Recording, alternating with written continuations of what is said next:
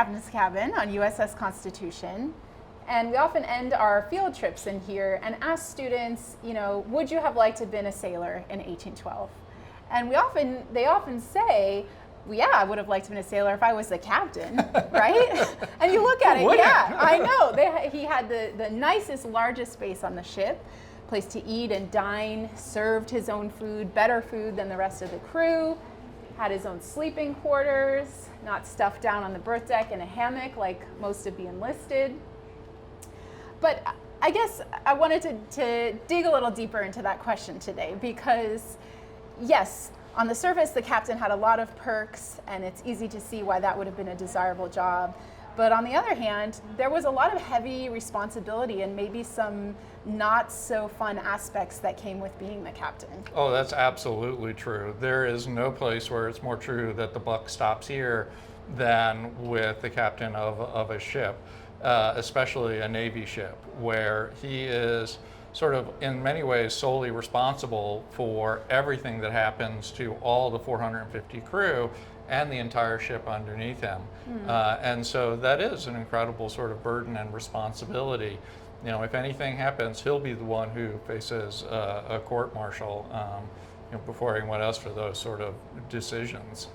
Yeah, and being with the buck stopping there, how did that affect his standing or his interaction with the rest of the crew?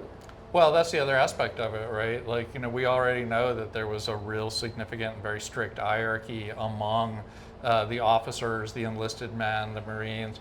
And, the captain is the topmost officer, and he has no peers on board the ship. There's no one at his level. Everyone is someone that he is in charge of and who he is over. And as a result, you don't have a lot of opportunities for sort of camaraderie among your fellows, if you would, because even the next highest person in command is somebody who you're the boss of. Yeah. So, some of the other sailors, the enlisted sailors, they're sitting down with their mess every night on the berth deck, eating, laughing, joking. They have a whole group of friends here on the ship. The captain basically had no friends. Yeah, in a lot of ways that's kind of true. He would still invite officers to dine, and as you mentioned, you've got good food and opportunity.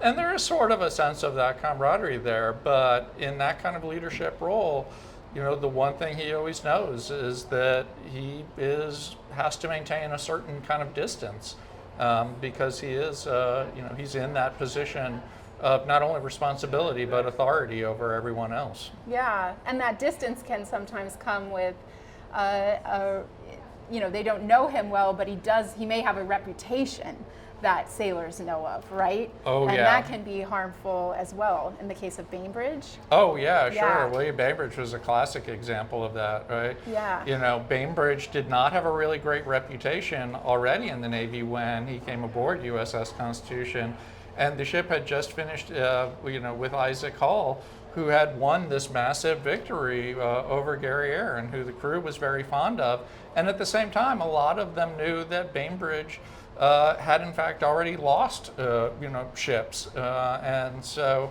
they were not at all happy about his arrival and protested to the point that it was considered somewhat mutinous, and a number of the crew were punished even when they heard the news that he was coming on board. Yeah, so a captain must have really had to have a thick skin, right? If he's taking over a ship and he knows the sailors already don't like him and don't want him there. Yeah, and how they handled that varied a lot depending on sort of their temperament and personality, and that's where you see sort of the differences come out. Captains who the sailors either respected and liked, but may not have liked, and ones that they just didn't have a lot of respect for, or in some cases had outright contempt for. Yeah. So I think it should be said, though, that at the end of the day, the captains in some cases did really care for their crew. And I just want to share a quote that Isaac Hull wrote after the battle with Guerriere, where he said, "I do not mind the day of battle. The excitement carries one through, but the day after is fearful. it is so dreadful to see my men wounded and suffering. Yeah. So there has to be an emotion there too for captains to see that carnage.